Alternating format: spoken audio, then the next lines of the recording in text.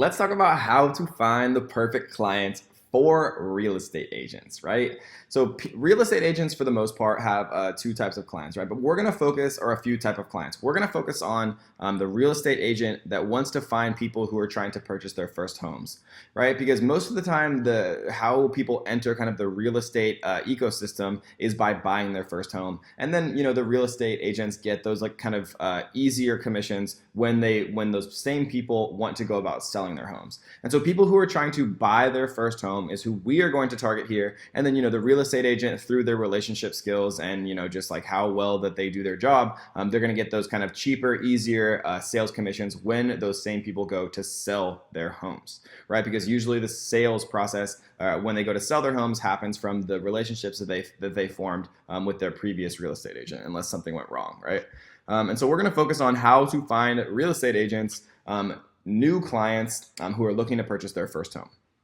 We're going to do this one in Chicago. We're going to do it in kind of the same way. This is just like my kind of initial thoughts. We're going to target people based on their demographics, right? People who are earning an income 100,000 up to all the way up to over 500,000.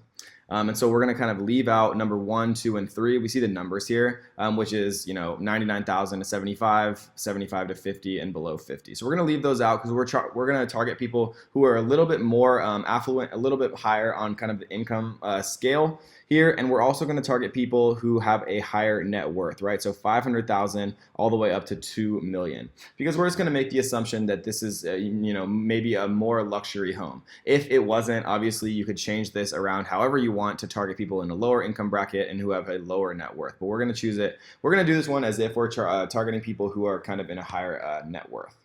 And so we're going to open up audience insights. Because these are just my basic assumptions, right? Over 2 million, 500,000 to a million to 2 million. But we also want them to match the following. So they have this income, they also have this net worth, and they also have this, right? According to their behavior, according to their residential profile, they're likely to move. And so Facebook has an unbelievable amount of data, and we're going to test it, all right? We're going to try to see if it actually is working. So they're likely to move according to their behavioral profile that Facebook has on them.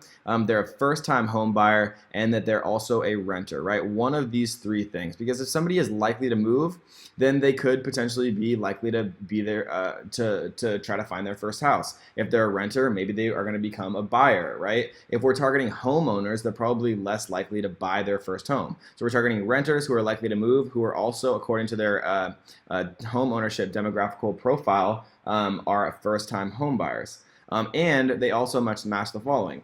If somebody is interested in buying a first home and they're at all technologically savvy, they've probably heard about Realtor.com, Trulia, or Zillow. And if they have heard about Realtor.com, Trulia, or Zillow, it's very, very likely that they're looking for a house. Because why otherwise would you go to Realtor.com, Trulia, or Zillow.com unless you were looking to buy your first home, right? And so I think that these three are probably my best kind of options to mess around with when it comes to actually using audience insights to get a little bit more information about these people in Chicago who are interested in these things. So we're going to use Realtor.com. So let's do Realtor.com. We see that it's 72% women. We see that there's almost no action here for 18 to 24-year-olds, which makes a lot of sense, right? Because 18 to 24-year-olds generally aren't looking to buy their first home because, with today's economy, it's a little harder sometimes. We're going to choose Chicago, Illinois. And we see that, the overwhelming percentage here is 25 through 34-year-olds, but even more so 35 through 44-year-olds, right? So this is a very defined bracket here.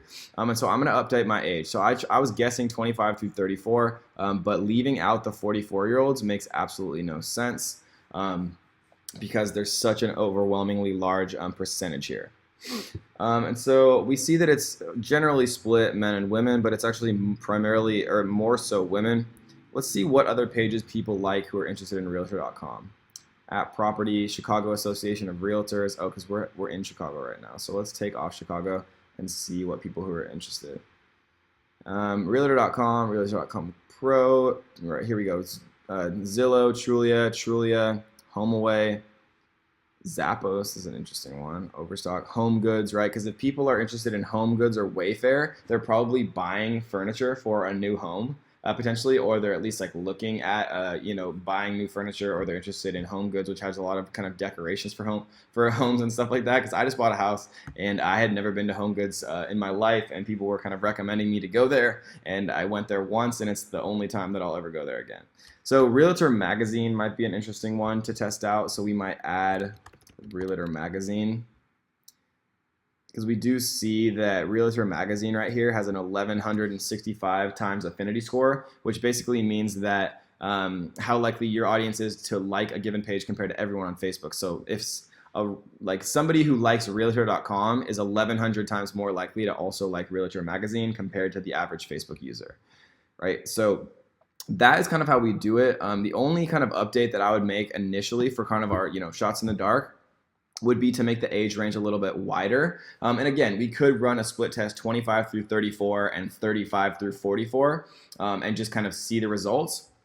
But it's important to kind of recognize, guys, that when you run these ad campaigns, Facebook will show you, what ages are doing the best. Like if we ran 18 to 65 plus, it would still show us, okay, the people like 25 through whatever 34-year-olds are performing the best for your ads. But the problem with that, if you don't split test it, is Facebook isn't perfect. It won't give you, equal impressions across all age ranges if you do too wide of a range, which is why I always suggest split testing it like this. 25 through 34-year-olds, I would make this ad, exactly how it is like this. I would launch it, and then I would duplicate it, and the only thing that I would change is changing this to be, 35 through 44-year-olds. And then you can really know for sure what is actually better between those age ranges, 35 through 44 or 25 through 34, because you're going to be able to get much more kind of consistent level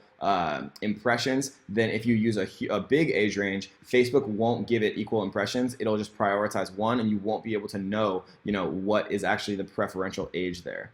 And so this is kind of what I would do, guys.